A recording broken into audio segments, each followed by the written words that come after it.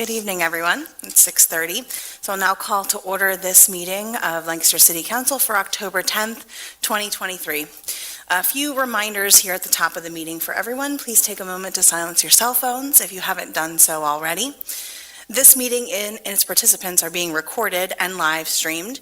During the meeting, there will be several opportunities for public comment. If you're making comments, please do so at the microphone so that you can be heard. Comments should always begin with your name and block of residence for the meeting record, and comments are no longer than 3 minutes per speaker per item. And in an effort to not speak over anyone, to let them know that their time is almost up, I have gotten this visual timer. It's set for 3 minutes. It will be green during the first 2 minutes, will turn yellow during the last minute, and when it turns red, it means you've hit 3 minutes. This is just a way to make sure that everybody gets the same amount of time. So we'll try that out tonight. It's the first time. We'll see how it goes. All right, thank you, everyone. Now, for all that are willing and able, please rise for the Pledge of Allegiance. I pledge allegiance to the flag of the United States of America and to the republic for which it stands, one nation, under God, indivisible, with liberty and justice for all.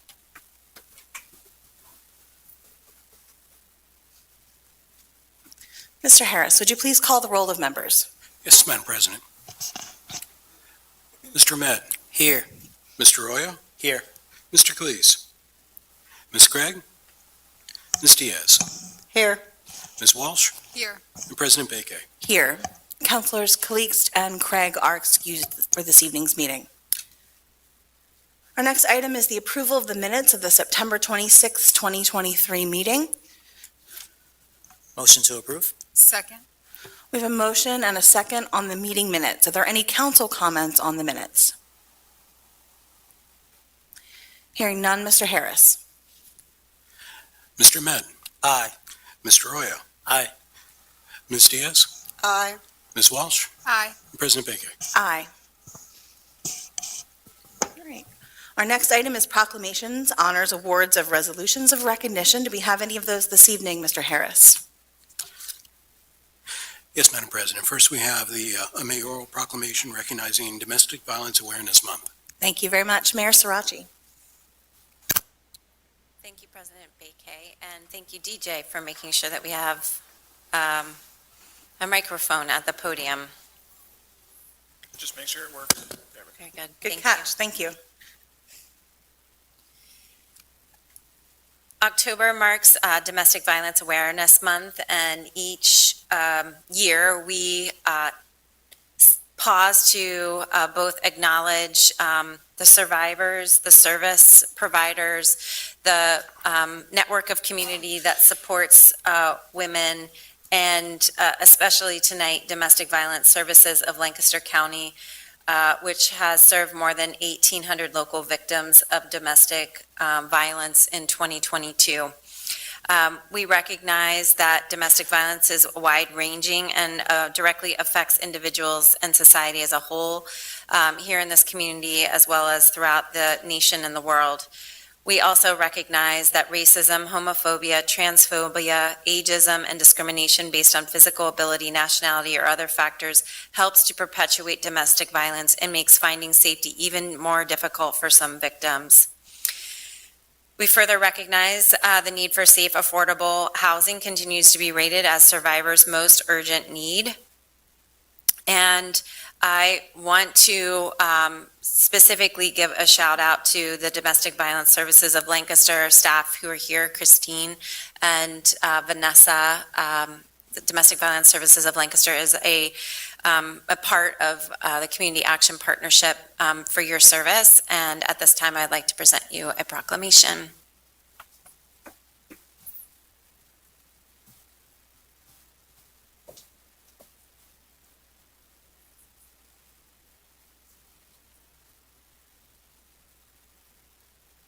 Christine noted when we had our kickoff that she's been doing this for how many years?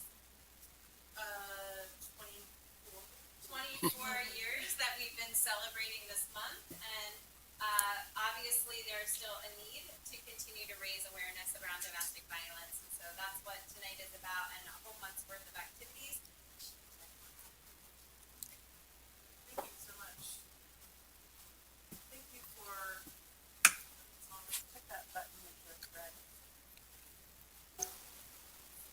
Hello.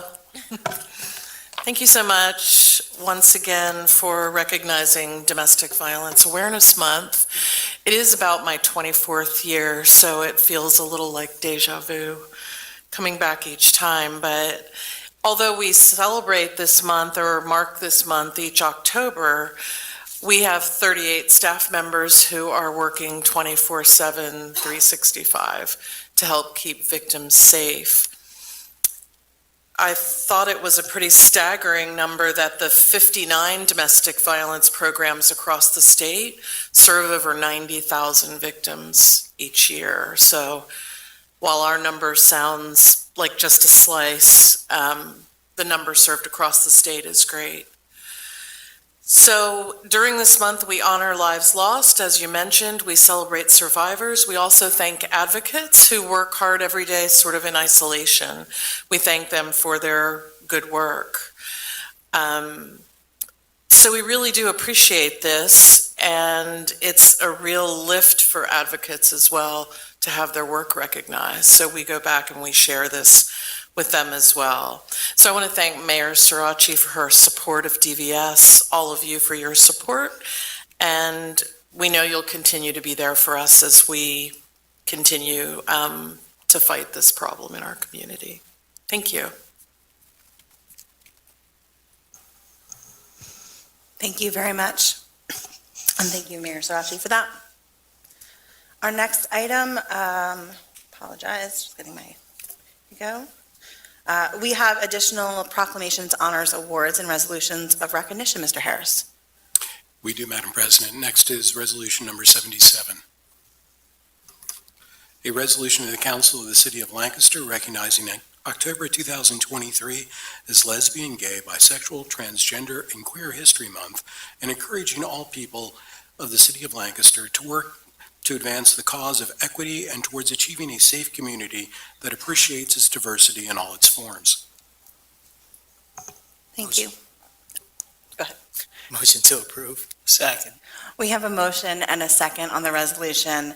I want to just take a moment and say that October is also LGBTQ+ History Month. We recognize it nationally, and this resolution honors and acknowledges our LGBTQ+ history in our community as we continue on the long road to equity. It doesn't always move forward. Sometimes it takes a few steps back, unfortunately. And we also recognize the need to continue to teach and learn that history so it is not lost. This evening, Kay Foley from the LGBTQ+ Coalition of Lancaster is here to say a few words, and I'll have a presentation copy for you once we make this vote. Kay, welcome. Thank you all for having me, and thank you, President Bakay, for inviting me. I want you all to know that you are actually witnessing a moment in LGBTQ+ history right now. Most of you know, maybe don't know me. I'm constantly in gay time, so I'm chronically late, and I was a half hour early to this, so. You were. It happened. It's a big deal. Like, things are changing right now. So I want to also say, I moved here 11 years ago, so I didn't get to see the bomb at the Closet Bookstore. I didn't get to see the KKK marching in the street after we amended the municipality here. And I didn't get to see the Pink Triangle do their work with the Common Roads, the youth group, but I have had the privilege of working basically on their backs and their tailcoats and being able to create a little bit more progress by founding the Loop. I would also like to give a shout out to Pava Gallery. That is something I have witnessed, a Concrete Rose book bar. So there is progress, and I just want to remind people, I know it'll never be enough, right? There's never a destination for progress. We're not going to be like, okay, now we're good, right? But it is the effort to commit every day to having hope and having courage to take any step, right? So I also just want to thank our community partners, and we launched right before the pandemic. So the coalition formed about 4 years ago. And so we launched right before the pandemic, and there was such an outpouring of support from our community, and it continues. There has been as we all have noticed, we marched in the streets for Black Lives. We have seen such incredible division, with the last extraordinary give, over 70 organizations dropping out because of a non-discrimination policy. So I'm sure among other things. But I do think it is because we are right now really truly moving toward progress. And really, the people that we have are community partners, Touchstone Foundation, Food Hub, United Way, Commonweal. Like, we are only possible because of the support and interdependence of our community, right? We are right now launching our behavioral health and wellness clinic after a year. So with a partnership from Alder Health, which used to be Lancaster AIDS Project, and Touchstone Foundation. So progress is happening, and I'm really grateful for all of your support. Okay, thank you so much. History continues to be made. Are there any council comments on the resolution? From the public? Hearing none, Mr. Harris. Mr. Mann. Aye. Mr. Arroyo. Aye. Ms. Diaz. Aye. Ms. Walsh. Aye. And President Baker. Aye. Thank you very much, everyone. I will just take just a moment to provide these copies to Kay. And for organization.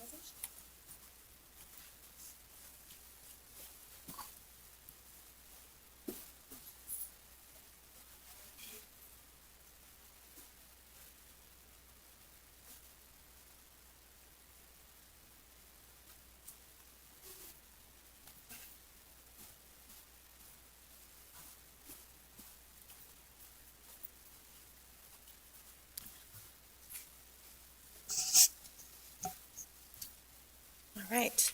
Appears that was our final item in that portion of the agenda. We'll now move to public comment. This is reserved for residents who have contacted the city clerk prior to the meeting to request the opportunity to speak. Again, duration of comments is limited to 3 minutes per speaker. Please begin with your name, your block of residence for the record. I'll try out my timer. Mr. Harris, do we have any comments this evening? Yes, we do, Madam President. We have Suzanne Harmon. Ms. Harmon, hello and good evening. Good evening. Good evening, Council. Good evening, Mayor. My name is Suzanne Harmon. I live in Lancaster, Pennsylvania. I have been a volunteer and an advocate for the Lancaster City Police Mounted Unit for 20 years. I'm here to speak on behalf of our Lancaster City residents, business owners, and surrounding communities within Lancaster County. The decision to disband the mounted unit has been driven by concerns that we have over manpower issues and overhead costs. While these may be valid concerns, the following items have not been considered. Our horses, presently King, Jake, and Angus, their veterinary cost, the care, their food, their housing, and transportation have all been and continue to be provided by funding by donations only. Mayor, as I recall, you made a note of this during the appearance at Ozzy and Liam's retirement celebration, stating how important it is for next steps to raise funds and donations to build a new barn for our horses at Longs Park. Some examples of how the unit is funded by donations are the following events, such as the Extraordinary Give, the Susquehanna Equestrian Club Pacemaker event, our famous Santa Stumble, Columbia Riding Club events, and the annual Horse Expo that's held at Harrisburg Farm Show Arena every year, in which all of these events, we work diligently in selling our merchandise to raise funding. Removing over 3.5 mounted officers and putting them in patrol cars will not fix the $900,000 overtime deficit. In fact, disbanding our unit will have a far more negative impact financially on our city. They've been very instrumental in attracting visitors from all over the country, boosting revenue for our local hotels, our businesses, and our eateries. Popular events that they attend that crowds come into to visit are First Fridays, Celebrate Lancaster, Lancaster Pride, Longs Park 4th of July celebration, and the Mayor's annual tree lighting. We've had folks that travel in from all over the United States, Canada, and the United Kingdom for these events to support our mounted unit. The mayor also needs to consider the negative impact that does not have a dollar figure behind it, and that's our community. Our mounted patrol have served as a bridge between our police and our neighborhoods. In 1 week, we have collected over 1,200 petition signatures and over 50 comments that I will be presenting after this. Please stand with me and demand the preservation of our Lancaster City Police Mounted Unit. Over the last 4 decades, they've been everything good, an iconic part of Lancaster City. Taking them away will weaken Lancaster economically and not strengthen it. Thank you. Thank you, Ms. Harmon.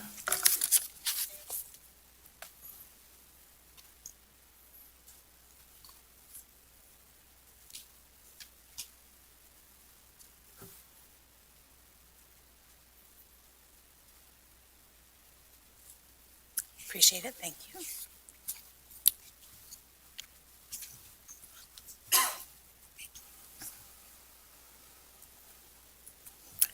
And Mr. Harris, do we have any further public comments for this period? We do not, Madam President. Thank you very much. All right. Our next item on our agenda is reports requested by council, of which it appears we have none. Is that correct, Mr. Harris? We have none, Thank you. Madam President. And the next item then is reports of committees of council. These were meetings that were held on October 2nd of 2023. We'll begin with our Public Safety Committee, Councilor Diaz. We did not meet. Thank you. Thank you, Councilor Diaz. Public Works Committee, Councilor Walsh. Thank you, Council President. We did meet and had one item on the agenda, which is Administration Resolution Number 67, 2023, authorizing an intermunicipal agreement with Manheim Township for a replacement of a culvert on Pleasure Road, which will come up later in our agenda. And that concludes our meeting. Thank you very much, Councilor Walsh. Economic Development Committee, Councilor Arroyo.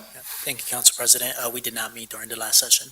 Thank you. Finance Committee, Councilor Ahmed. Thank you, Council President. The Finance Committee did not meet. Thank you very much.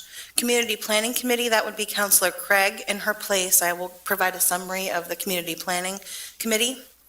Resolution number 68 was reviewed. That was amending the sewer control plan for Stadium Row Phase 2 project. That will be on our legislative agenda later this evening. Resolutions number 69 through 76 were reviewed, authorizing applications to the local shares account program. We heard presentations from 8 community organizations at this meeting. Lancaster EMS, Patients Are Waiting, the Longs Park Amphitheater Association, Brightside Opportunity Center, Bethel African Historical Services, Chestnut Housing, Lancaster LGBTQ+ Coalition, and South and Concerned Neighbors. Before the presentations, Tina Campbell also provided an overview of the city's role in the applications, stating that these applications required a municipality to be the grantee should any or all of them be awarded funds in this state program. These will be on our legislative agenda this evening, and we do expect additional application requests next month. Lastly, the committee reviewed resolution number 79, which is the adoption of the comprehensive plan. We received a presentation on the years-long process on creating the plan, an overview of what it includes, and what, if any, additional feedback we may receive at our final hearing. And that date is set for our next meeting on October 24th. And that concludes the Community Planning Committee. And lastly, we have the Personnel Committee. That would be Councilor Calixte, who is not here this evening. That committee also did not meet.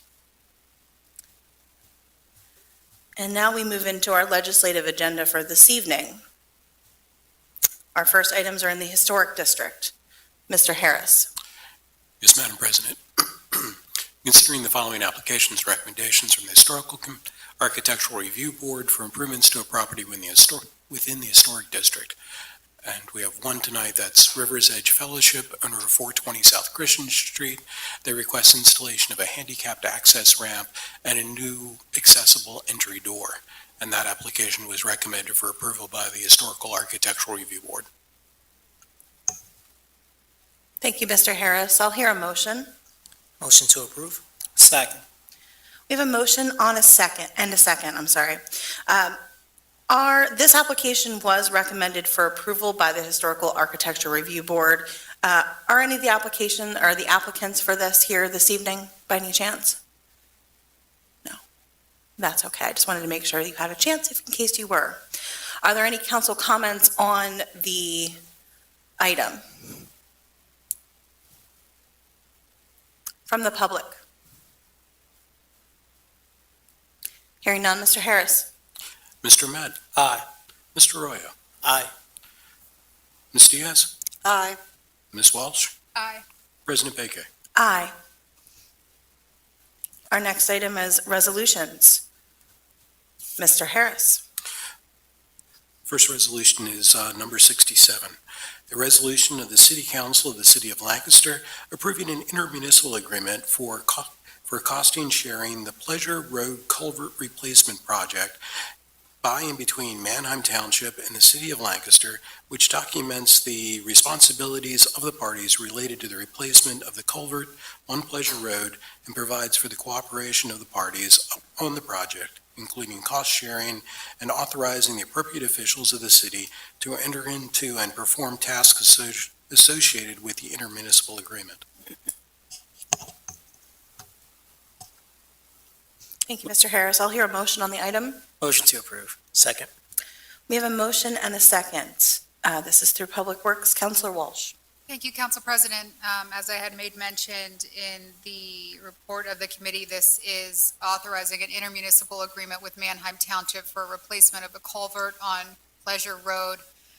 Director Campbell was able to provide some further details saying that the resolution authorizes cost sharing, and he anticipated that the replacement cost of the culvert is expected to be no more than $460,000, and that cost would be evenly split with the city and the township. Furthermore, he went on to explain that the culvert should be replaced by 2024.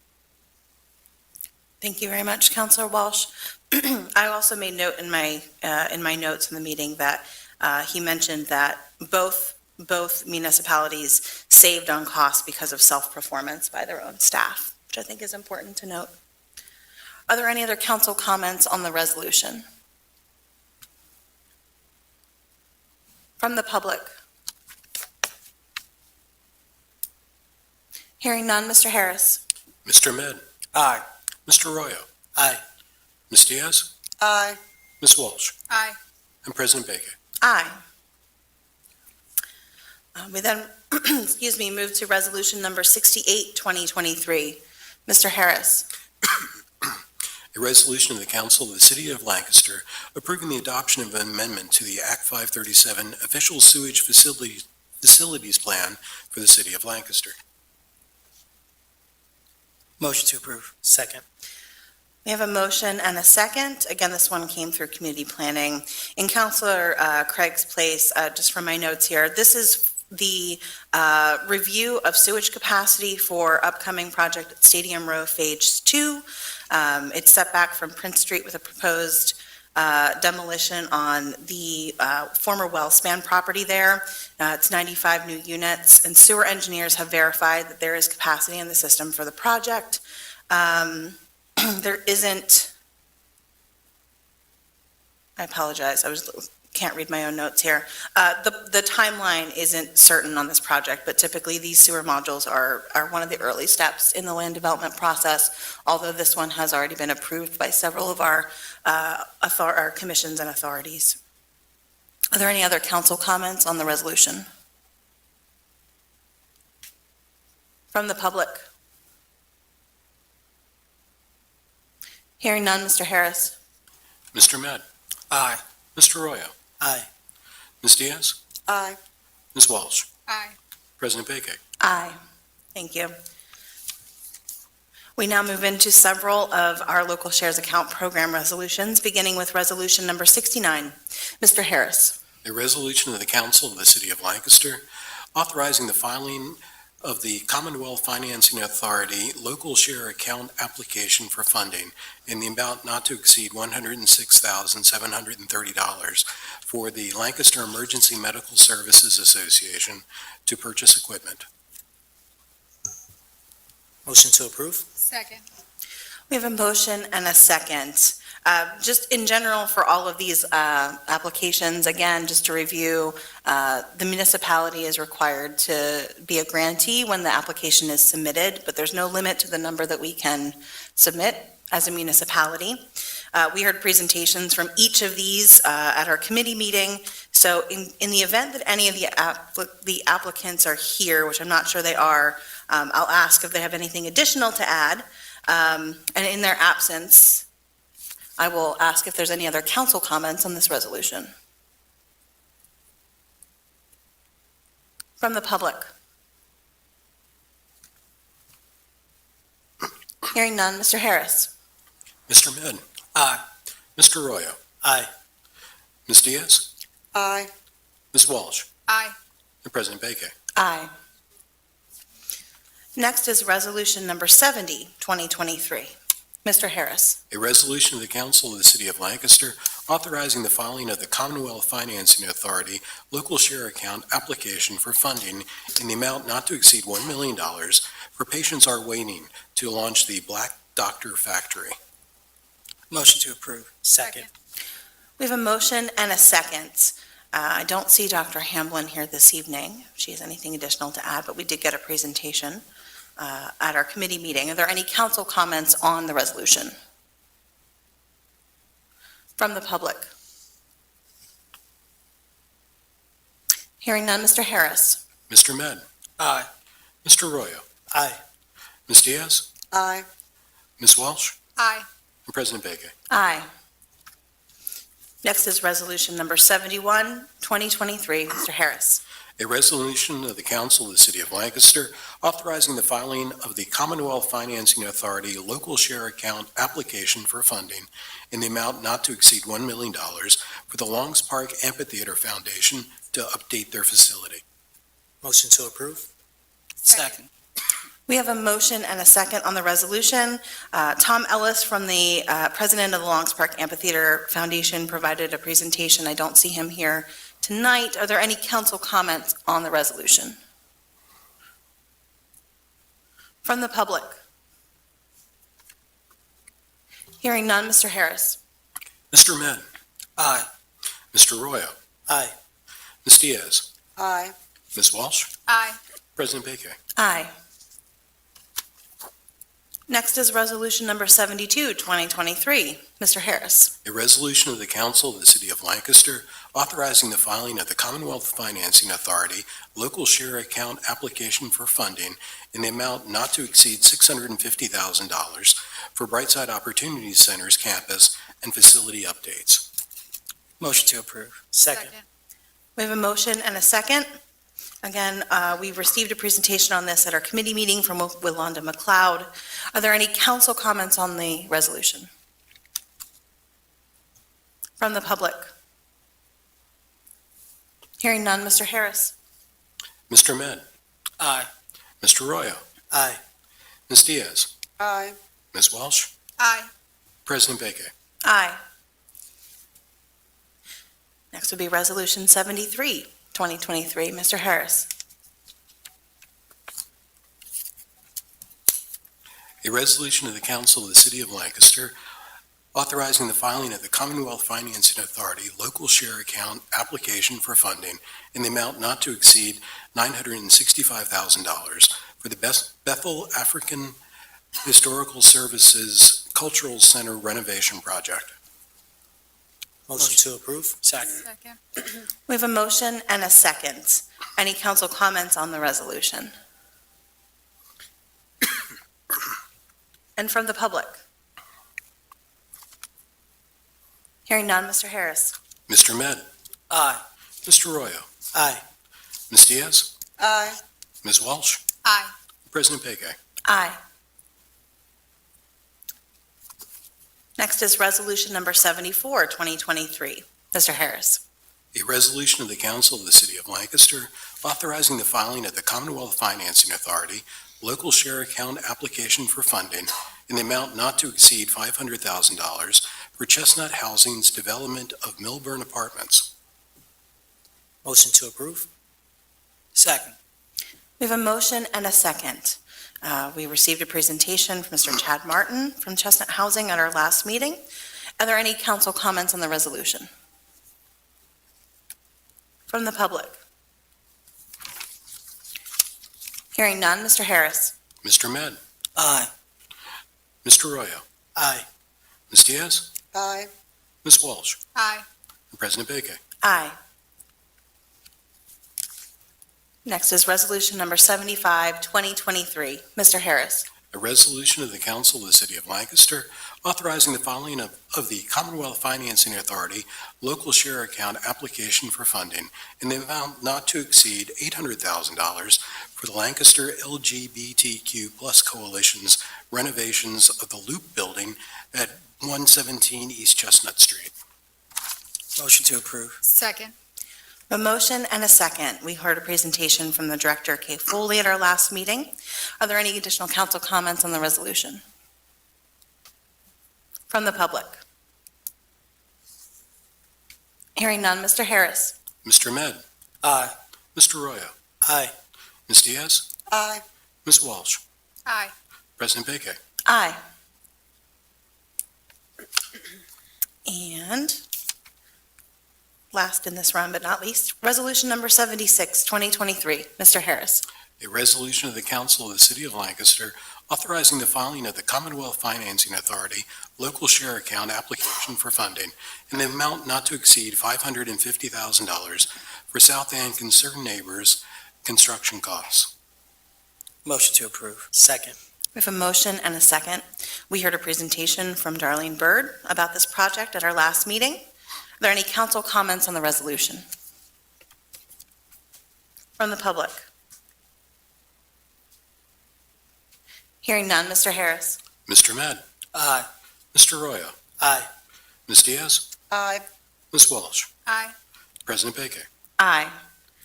Thank you, everyone, for bearing with us as we did each of those separately. We wish all the applicants good luck in their endeavor. Our next item is Resolution Number 78, 2023. Mr. Harris. A resolution of the Council of the City of Lancaster approving a flag raising on February 2nd, 2024 to acknowledge Black History Month brought forth by the National Association for the Advancement of Colored People. Motion to approve. Second. We have a motion and a second. Councilors, this resolution, as you may recall, helps us plan our flag raisings in advance. The NAACP Lancaster branch has submitted its timely application to the City of Lancaster requesting that a flag be flown. The date will be February 2nd, 2024, with a backup date of February 5th in case of inclement weather. And I always use these as a reminder to any organization wishing to sponsor a flag raising to please submit your request at least 120 days in advance, and you can do so at visitlancastercity.com. Any additional council comments on the resolution? From the public?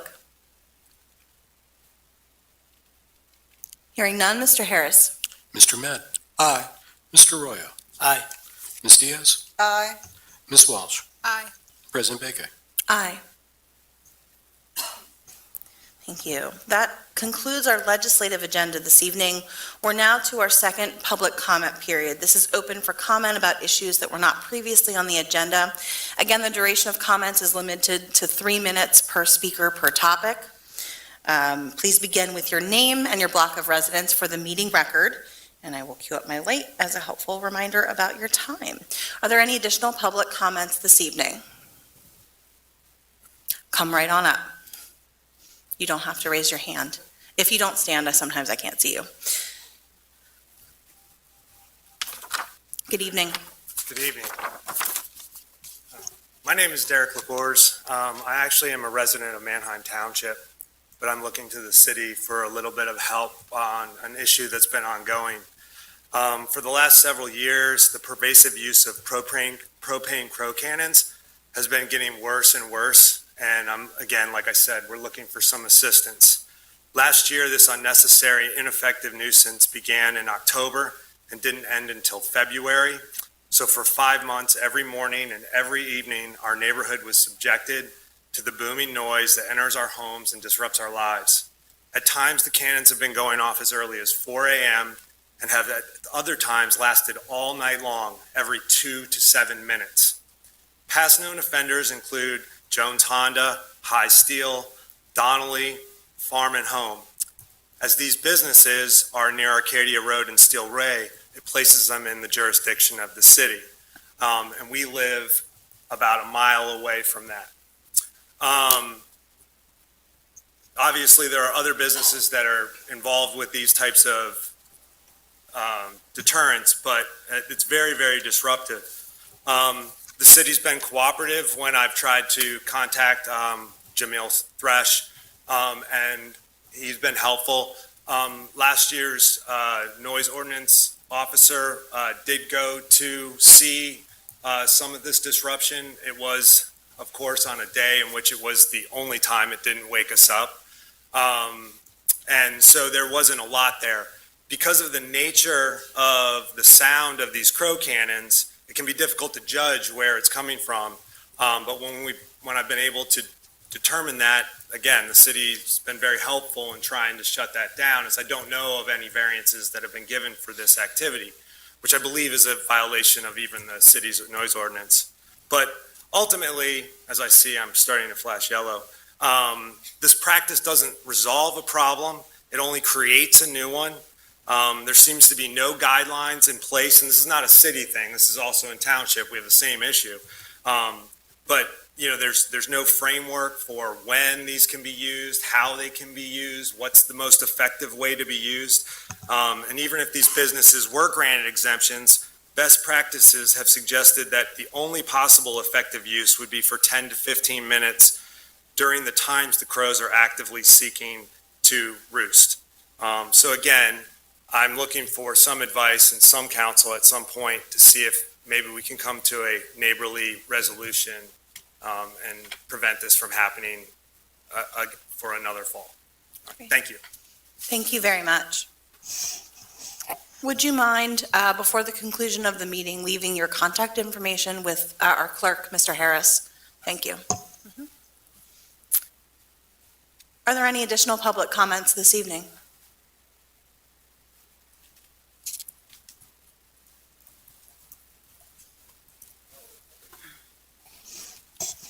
Hello. Good evening. Whoa, that's loud. Hi, Tony Dastra, 700 block of New Holland Avenue.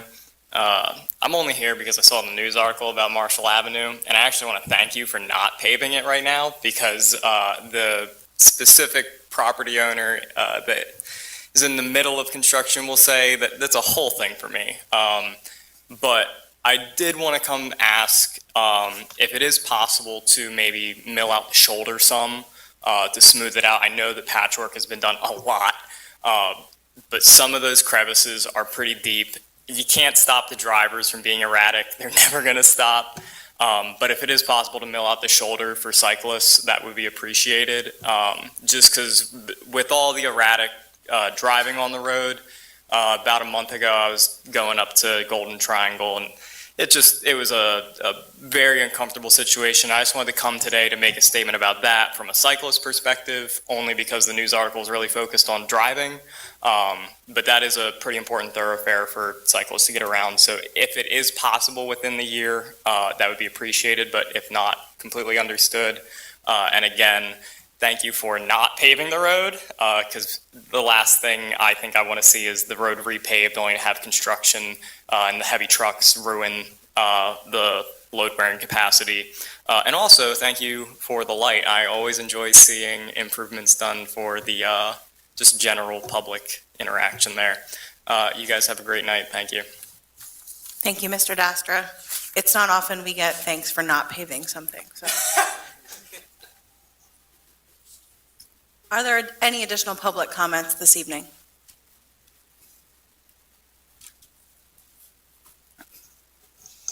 Good evening. Good evening. I'm Herb Miller from the 300 block of East Orange. And I want to respectfully reflect how important the mounted police is to our public image, our safety, and reaching out to the citizens and guests in our city. And I just wanted to reflect the earlier speaker's request, and hundreds of our friends, my partner and I, we have hundreds of friends that support this. And I really wish we could reconsider and not lose our mounted police. Thanks so much. Thank you, sir. Are there any additional comments this evening? Hearing none, I'll close the second public comment period, and we move to the report of the mayor. Mayor Srirachi. Thank you, Council President. I have a report for council tonight. In celebration of Lead Poisoning Prevention Week later this month, October 22nd through 28th, I wanted to give you a few high points. Our lead hazard control program is making excellent strides towards meeting the goal of remediating lead in 435 properties south of King Street.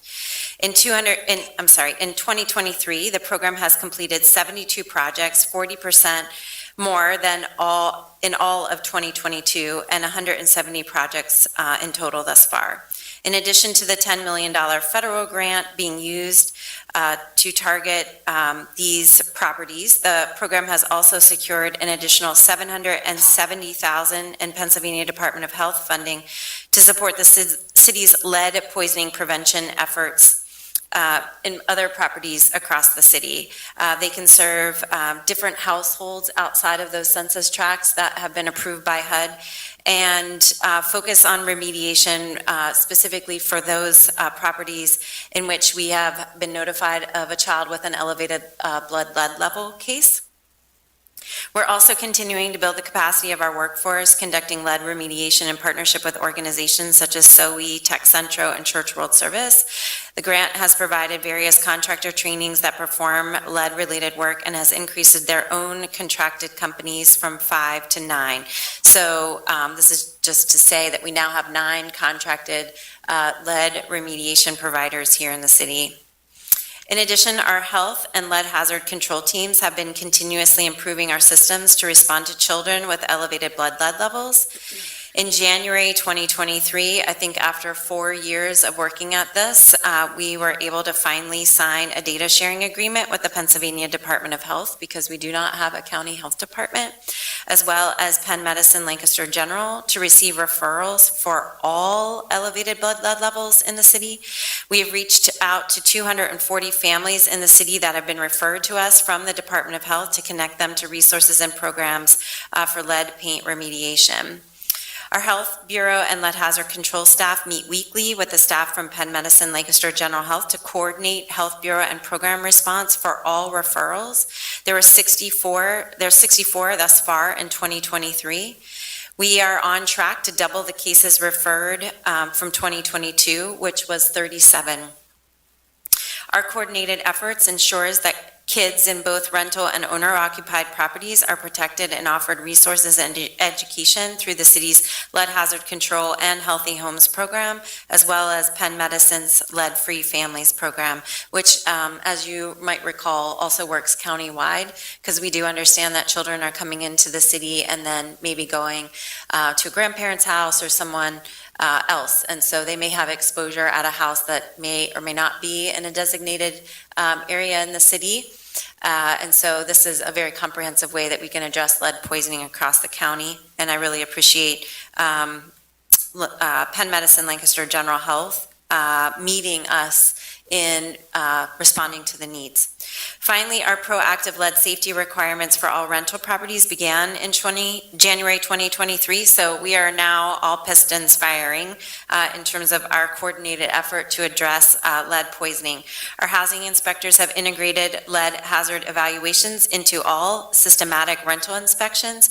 Of the 64 cases referred to the city by LGH in 2023, 81% of these were tenants in rental properties. Our proactive lead safety requirements in rental properties will be able to help prevent these in the future. So again, just getting started, had the opportunity to go out with a housing inspector and observe the lead safe testing that is being done. All of that is now part of our systematic inspections. So year over year, we're reaching more and more houses with these inspections and identifying houses that have lead in them. And finally, in a parallel but separate process that's required by the U.S. EPA, the Department of Public Works is partnering with the West Lancaster Jules Neighborhood Group to create an inventory of lead water service lines. You've heard a little bit about this from Director Campbell. The Water Bureau must complete an inventory of all city water customer service line materials by October 2024. The West Lancaster Jules effort is a pilot outreach effort to have water customers self-identify the material of their service line pipe. This is a process that all water providers across the United States must complete by October 2024, and you will be hearing more about this effort in the coming months. So through new ordinances, partnerships, and most especially grant funds, we are working together to end lead poisoning in our city, and it's not a moment too soon. Thank you. Thank you very much for that update, Mayor Sirachi. The next item on our agenda is the report of President of Council, which I have none this evening. So we move to council comments. Are there any council comments this evening? Council President, if I may. Councilor Ahmed. This past weekend, myself and Councilor Walsh were able to attend the Pennsylvania Municipal League Conference. Just wanted to give a quick update on my experience there, being able to talk to partners and other municipal leaders from across the Commonwealth on everything from grant funding to how to work better with your police. And it was refreshing to talk to neighboring municipal officials who all had great things to say about the work we're doing here in Lancaster. So look forward to attending the conference in the future, and just wanted to give an update. Thank you very much, Councilor Ahmed, and thank you to you and Councilor Walsh for attending. Any additional council comments? Hearing none, and having concluded our agenda for this evening, I'll hear a motion to adjourn. Motion to adjourn. Second. All in favor? Aye. We're adjourned. Thank you, everyone.